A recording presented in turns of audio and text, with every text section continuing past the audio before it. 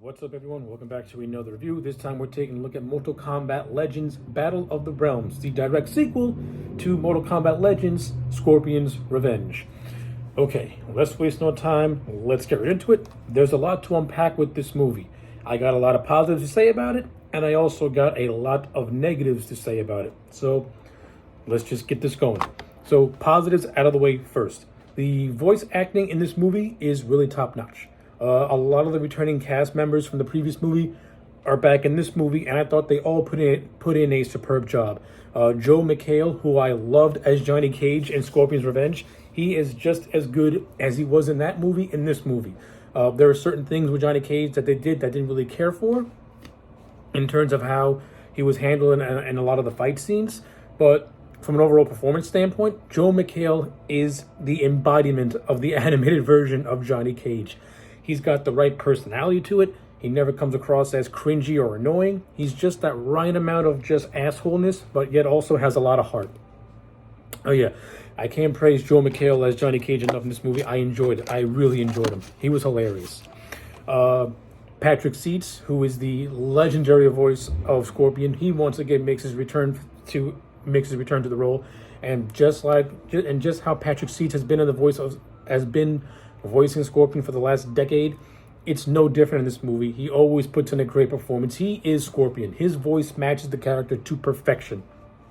And in some parts, I like how they handled Scorpion's story in this movie, and in other parts, I think I didn't really care for it in a lot of instances. And when I get to my negatives, I'm going to further expand upon that. But I do like how they have the rivalry with him and Kuai Liang in this movie, about how Kuai Liang wants to get revenge for Bi-Han.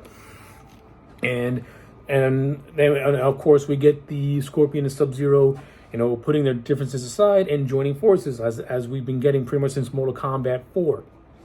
So we do get all that stuff, and I enjoyed it.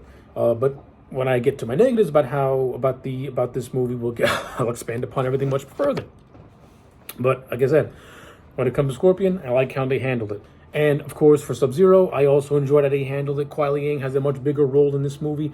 We get to see the Cyber Initiative. We get to see Sector, Smoke, and Cyrax. And their utilization of this movie is okay as well. It's the Cyber Lin Kuei. They're basically mercenaries. But we at least do get to see Smoke in human form before he gets transformed. And we do get to see the friendship that Smoke and Sub-Zero do have for one another. I would have also liked to have seen Sector and Cyrax in their human form, but when we meet them in this movie, they have already been converted. But okay, it is what it is. It's fine. As it pertains to Jax, Sonya Blade, Raiden, I thought they were handled really well as well. Jax, Sonya, and Johnny, their romance gets further expanded upon in this movie. Jax has his metal arms, and he has a lot of fun moments. Some of my favorite moments is pretty much the bantering that happened. It's pretty much the bantering between Jax and Johnny, along with Sonya, and with Stryker, who's in this movie as well. Stryker, he's kind of like Stryker is what he's always been. He's kind of like the odd man out.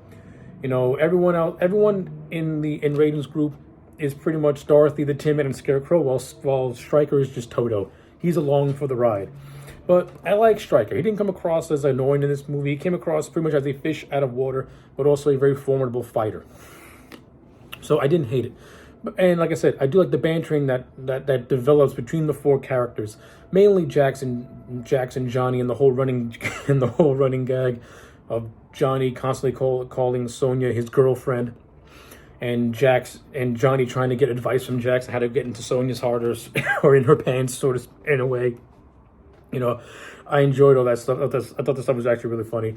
I like how they handled Raiden in this movie. I like how Raiden's whole thing is that he gives up his godhood as a way to join the Mortal Kombat tournament. I liked his little story and it really worked out well into the climax. I got no problems with that. I also like the prologue where we get to see baby Liu Kang pretty much being adopted, pretty much being put into the care of Raiden after a bunch of Tarkatans killed Liu Kang's parents. So pretty much since birth, since Liu Kang was a baby, Raiden has watched and looked over him and pretty much raised him as his son. and we get to see a lot of that relationship. And I liked it. Some of the best parts of the Mortal Kombat lore is the relationship with Liu Kang and Raiden, and the father-son dynamic between the two. Liu Kang is not the chosen one. Liu Kang is the chosen one, but he was selected by Raiden to be his champion, his chosen one, because Raiden views Liu Kang almost as his successor in a way, because he sees a lot of himself in Liu Kang. I like all that stuff. In this movie, it covers that, and I enjoyed it immensely. Kung Lao makes an appearance in this movie. Not really too thrilled how they handled him. However, with that being said, in the scenes that Kung Lao is in, he's pretty good. The opening scene where he's defending a monastery with a bunch of monks, he's good in that. The brief fight that he has with Shao Kahn was almost got good, but it was incredibly rushed, and Kung Lao dies. When I get to my negatives, the fights in this movie, I'm gonna have a lot to say about that. But again, it was fun to see Kung Lao. Shao Kahn in this movie, up until we get to the ending, Shao Kahn to me was handled great. He was just like how he is in the video games, just this unstoppable beast who just comes at you, and he just comes at you. And just when you think you may have gotten him, he's like, nah, you didn't get me. I just made you think you did. And he comes back and gets you, and when he gets you hard. So yeah, I like, for the most part, how they handled Shao Kahn. No complaints with that, except for when I get to my negatives. Shao Kahn's underlings like Reptile, Reiko, they had some moments to shine, and they're okay. Conspicuous by his absence is one Ermac, which I was very puzzled not to see him here, which was really weird. Like, where the hell was Ermac? I was waiting the whole movie for Ermac to show up, and he never showed up. You dispose of Reiko and Devora and Reptile, and Baraka. Not Reptile. Reptile's not in this movie. Baraka is, but you have no Ermac. I found that kind of perplexing. Like, where's Ermac? He's one of my favorites he's one of my favorite MK characters, and he's nowhere to be found in this movie. And like I said, Reiko, Baraka, and Devora, they have their moments of shine here and there. I don't like how they had Johnny Cage get bitched out by Devora, but I do like how Sonya bitches out Devora. So you win some and you lose some when it comes to this movie in certain areas. But for the most part, I thought they were okay. They were okay utilized in this movie for the most part. Same thing with Kintaro, who makes a small appearance. His more famous scene is when he gets into a fight with Jax, and Jax rips his arm off. A nice little way as how Goro ripped Jax's arm off. He does it to Kintaro. So it's a nice little retribution for Jax in a small little way. So, yeah, that was pretty cool to see. Okay, yeah. I think that, the animation in this movie, I thought looked great. The fight scenes in this movie, they were well done. They were very intense and very bloody, as all things Mortal Kombat is. Now that I've gotten all my positives out of the way, let's get into the negatives. My biggest gripe with this movie is that it tries to do way too much. And I'll explain why. This movie first starts off pretty much how Mortal Kombat 2 and 3 are. Shao Kahn proposes a second tournament with all stakes on the line so he can merge all the realms. That's it. That should have been the main plot of this movie. That's more than enough to cover an entire movie. But no. And this is where Scorpion's story comes in. And this is where the movie kind of shoves way too much in, and it ends up just being very, very bloated for no apparent reason. You already have a high-stakes story with Shao Kahn wanting to merge all the realms. Now you have Scorpion pretty much being manipulated by Shinnok to collect the last of the Kamidogu, so that Shinnok can resurrect the one being and pretty much destroy all the realms. You pretty much have two end-of-the-world plots shoved into one movie, and it makes this movie feel very, very bloated, and a lot of things end up being rushed because of it. And this is where the fight scenes get rushed. This is where a fight between Kung Lao and Shao Kahn is incredibly rushed. A fight between Katana and Shao Kahn is incredibly rushed. when that should have been extended a lot. The same thing with Shao Kahn versus Raiden. That should have been extended a lot too. I like how Raiden is killed. I like how Kung Lao is killed because it adds to Liu Kang's fire. But still, Those are main fights that should not have been rushed. Liu Kang and Shang Tsung, they're incredibly rushed. The only fight scene that had any moment to breathe was Liu Kang versus Shao Kahn, but even that felt rushed in a lot of areas as well. And you don't rush Liu Kang and you don't rush a Shao Kahn story to do a Shinnok story with the one being. You know, Shinnok's whole plot could have been devoted to its own movie to itself because it's big enough and there's enough story there. But in this movie, it's shoved into this, and everything with Shao Kahn gets condensed, and everything with Shinnok gets beefed up. I wasn't a fan of that. Like, you're cramming way too much in, and you didn't have to. You know, you had just let the Shao Kahn story breathe, and just slowly plant the seeds for Shinnok's big plot.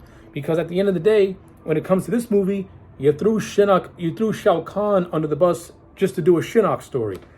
I wasn't a big fan of that. I wasn't a big fan of that at all.